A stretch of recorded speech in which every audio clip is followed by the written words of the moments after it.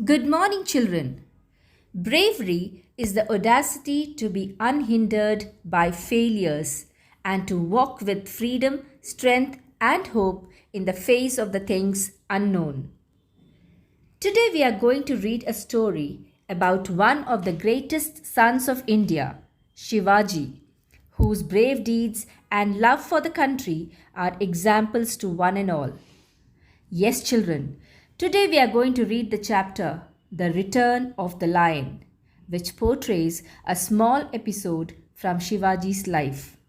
But before reading the chapter, let me tell you who Shivaji was.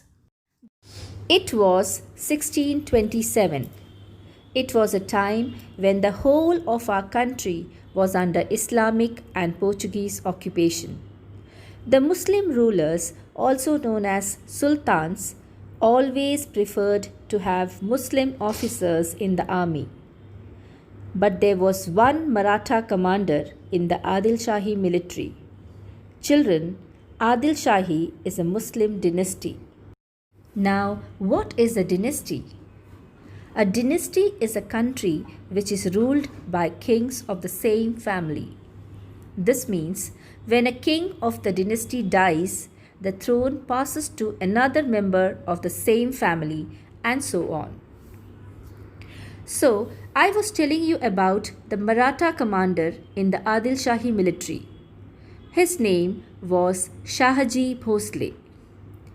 A son was born to Shahji and Jijabai in 1630 at the fort of Shivneri near Junar in Pune. They named him Shivaji. Shivaji was the sixth child of his parents. He grew up to be a brave little boy. He learned to read and write. He mastered the art of shooting and horse riding. He had a sharp and inquiring mind. Shivaji's father, Shahji, was always away from them, fighting for the Sultan. Every day, before going to bed, Shivaji would hear from his mother stories of bravery and courage from India's great epics, the Ramayana and the Mahabharata. He made up his mind to fight for his people. At the age of 15, Shivaji took control over some of the best forts from Adil Shahi commanders. Seeing this, the Islamic and Portugal occupation got angry on Shivaji. They arrested his father Shahji. Within a span of 7 years, Shivaji built a huge army and captured a major portion from the Mughals and was crowned the king of the Marathas. It was not just his victories that made him great. Shivaji was the most capable administrator. He never discriminated against any religion. Seeing his growing power, Aurangzeb, the sixth Mughal emperor, deputed Jai Singh, one of his oldest commanders and diplomats, to take strong action against Shivaji. Jai Singh captured several forts, including the Purandar fort. Shivaji realized that war with the Mughal Empire would only cause heavy loss and damage to his men. Therefore, on the advice of Jai Singh to reconcile with Aurangzeb, he chose to make a treaty instead of leaving his men under the Mughals. One day, Aurangzeb summoned Shivaji to Agra. He had invited Shivaji along with his son Sambhaji on his 50th birthday celebration. On reaching Agra, he was given a guest house to stay. The next day, he and his son set out for the Darbar. Children, a Darbar is the court of the kings. After the offerings at the Darbar, Shivaji was made to stand behind the commanders. Shivaji felt quite insulted and rushed out in anger. Seeing this, Aurangzeb got furious and ordered his men to keep Shivaji and his son under house arrest. Days passed. Shivaji started planning their escape. He pretended to be ill. Around 1,000 men were employed to keep an eye on Shivaji. One day, Shivaji called one of the guards and asked them to inform the king that he wished to send sweets to the temples. With the permission of the emperor, Shivaji started sending sweets to the temples. The guards thoroughly checked the baskets. They found only sweets. Day by day, the same routine followed. As days passed, the guards were a bit relaxed. They checked the baskets at random. One morning, Shivaji asked his son to hide in one of the baskets, and he himself hid in another. He did this only after making sure that the guards were not checking the baskets properly. As usual, the servants carried the baskets. The guards did not even glance at them. But later, when they checked the room, they found him missing. Shivaji had escaped with his son. Aurangzeb was furious on hearing this. Meanwhile, Jijabai, Shivaji's mother, receives a letter which stated that Shivaji was dead.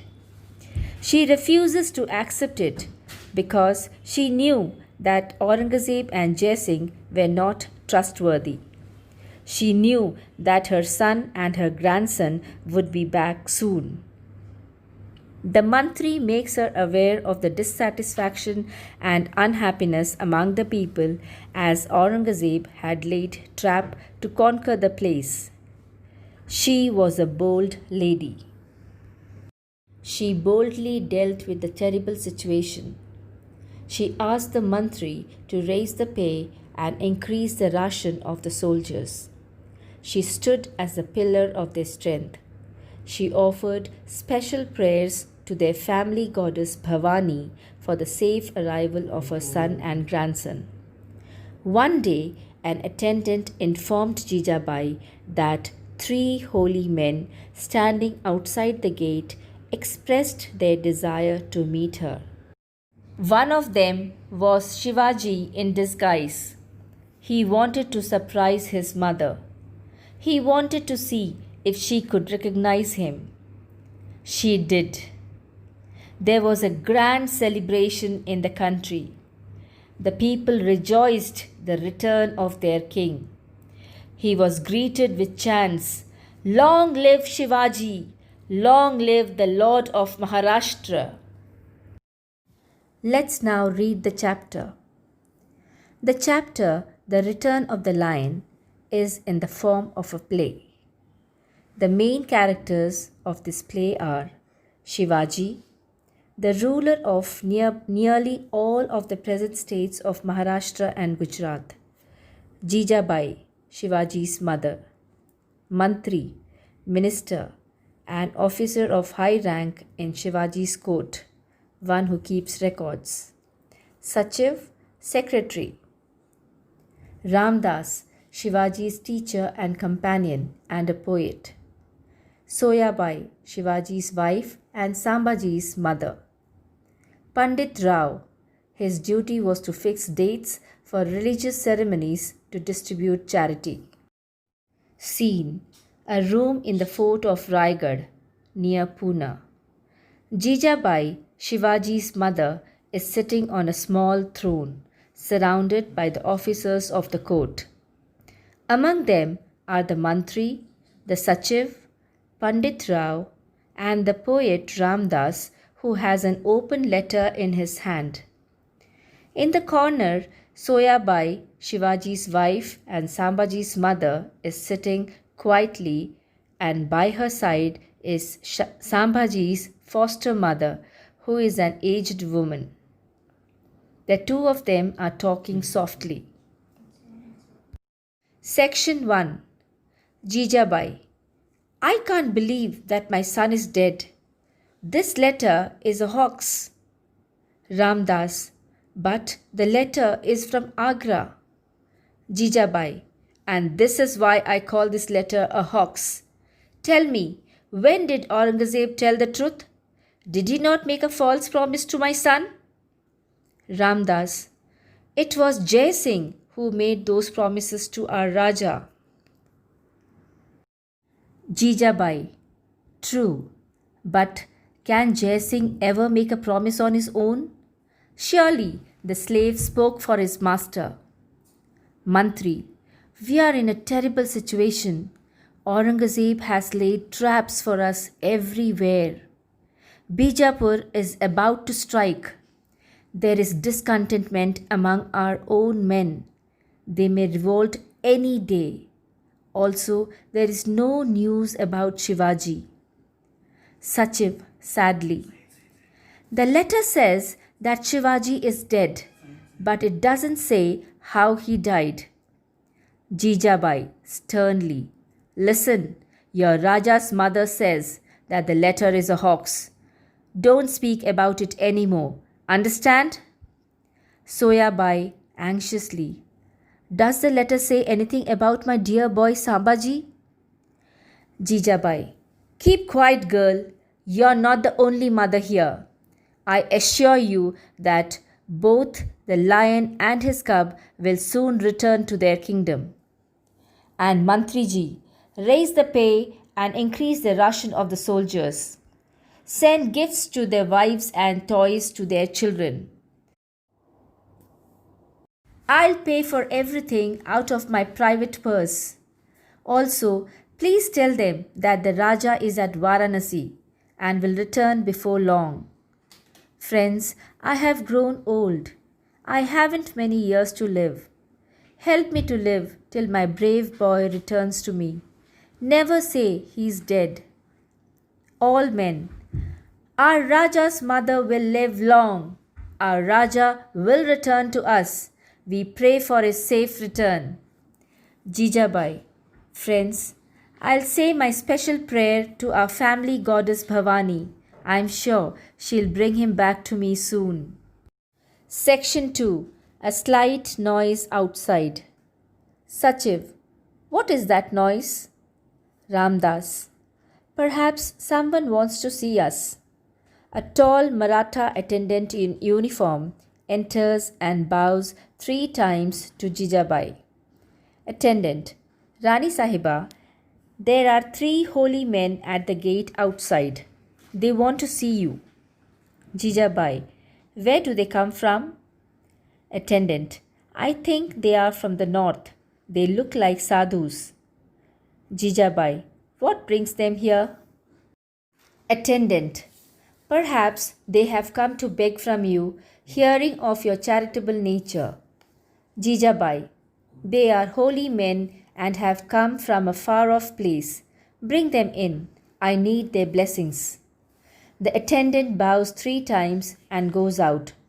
Soyabai and Sambaji's foster mother move up nearer to the throne. Sachiv, may I leave now, Rani Sahiba? Jijabai, please stay for a while. These holy men may have some news for us about the Raja. The attendant enters with 3 sadhus who seem to be poor, humble, and dressed in rags. 2 of them are tall, but the third one is a small man who does not look up. Ramdas, rising and with folded hands, welcome, holy men. First sadhu, God bless you, holy Guru. Second sadhu, God bless this house. The third sadhu simply joins the palms of his hands in greeting but says nothing, keeping his eyes fixed to the ground. Jijabai, to the third sadhu, would you not like to bless us, holy man? Why don't you say something? First sadhu, he has taken a vow of silence, Rani Sahiba. Jijabai, I see. Thinks for a moment. First sadhu, Rani Sahiba, stories of your wisdom and kindness to the poor have spread far and wide. So we have come to see you. Jijabai, you are most welcome to stay here as long as you wish. Second sadhu, at Varanasi, we came across a Brahmin boy who told us that your son Shivaji had gone to Agra and that you are ruling for him in his absence. Jijabai, what else did you hear about Shivaji? Second Sadhu, another day we met a band of horsemen. They said the Raja had been imprisoned by Aurangzeb. Jijabai, the lion will not stay long in that dirty den. What else did you hear? First Sadhu, that's all we heard, Rani Sahiba. We wish we knew more. We spend most of our time at holy places only. Jijabai, absolutely true. Holy men have nothing to do with war and all such things that normal human beings like. Come, give me your blessings. I am dying to see my son. To the third Sadhu, if you don't want to bless me, at least curse me. I can't live without my son. The Sadhu falls at her feet. Touching his face with her hands, she shouts, "It's my son! It's my son! My son has come back to me! Shivaji has come back! The Lord of Maharashtra has come back!" All, long live Shivaji! Long live the Lord of Maharashtra! Shivaji, yes, Shivaji has come back from the den of the fox. I have come back to my mother, my friends and my people. Soyabai, dear husband, have you left my son in the hands of the enemy? Shivaji, no, I haven't. He is quite safe with my friends. Don't worry, he will be with us in a few days. Looks at Ramdas. Sir, your pupil has returned to you. Won't you advise him and guide him on what he should do now? And friends, your Raja has come back to you. We'll rejoice and give a feast to the poor. Fire the gun to announce that the Raja has returned to his people. All, we'll do all this. We'll sing and dance the whole night. Long live Shivaji. Long live Jijabai. Long live Maharashtra. Hope you liked the story of the brave lion. Thank you.